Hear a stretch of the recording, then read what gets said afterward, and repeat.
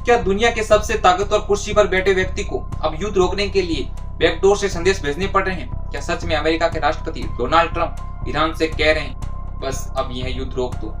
और इसी बीच भारत के लिए भी एक चौंकाने वाली खबर आती है। पहले कहा जाता है कि स्ट्रेट ऑफ हॉर्मुज भारतीय जहाजों को निकलने की इजाजत मिल गई, और फिर 30 सेकंड बाद खबर आती है ईरान कहता है कि ऐसी कोई अनुमति नहीं दी गई। तो आखिर सच क्या है? क्या अमेरिका फंस गया है?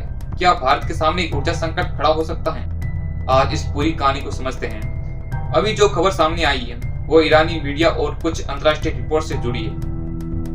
एक ईरानी अधिकारी का दावा है कि अमेरिकी राष्ट्रपति डोनाल्ड ट्रंप मध्यस्थ देशों के जरिए ईरान से संपर्क करने की कोशिश कर, यानी सीधे नहीं बल्कि ब्लैक चेन से। लेकिन दिलचस्प बात क्या है, सार्वजनिक मंच पर ट्रंप कुछ और कहते हैं। इंटरव्यू में वो कहते हैं युद्ध खत्म होने की कोई तय सीमा नहीं है, यानी एक तरफ संदेश शांति का और दूसरी तरफ बयान युद्ध का।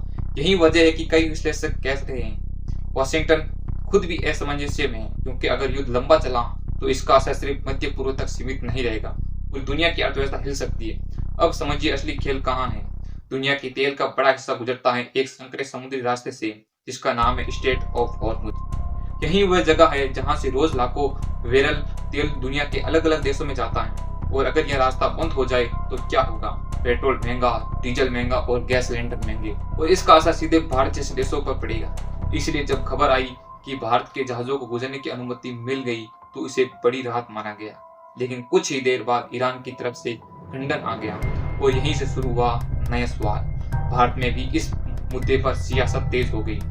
लोकसभा में राहुल गांधी ने सरकार पर सवाल उठाए। उन्होंने कहा कि अगर युद्ध लंबा चला तो भारत की ऊर्जा सुरक्षा पर बड़ा खतरा आ सकता है। उनका कहना है सरकार को अभी से तैयारी करनी चाहिए।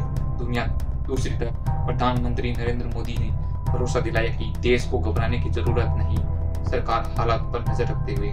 लेकिन विपक्ष का कहना है कि दुनिया तेजी से बदल रही है और भारत को नई रणनीति बनानी होगी। इस पूरे मामले में 3 अलग अलग कहानियां चल रही है। पहली कहानी ईरान का दावा कि अमेरिका बैक चैन से संपर्क कर रहा है। दूसरी कहानी अमेरिका का बयान कि ईरान बातचीत करना चाहता है। तीसरी कहानी जमीन पर जारी संघर्ष जहां हमले अभी भी रुकते नहीं दिख रहे, यानी सच्चाई इन तीनों के बीच कहीं छिपी हो सकती है। अंतर्राष्ट्रीय राजनीति में अक्सर वही नहीं होता है जो कैमरे के सामने जाता है, कई फैसले कैमरे के पीछे लिए जाते हैं। तो अब सबसे बड़ा सवाल यही है, क्या यह युद्ध जल्दी खत्म होगा या दुनिया एक ऐसे दौर में प्रवेश कर रही है जहां ऊर्जा, राजनीति और युद्ध तीनों मिलकर नया विश्व युद्ध तय करेंगे?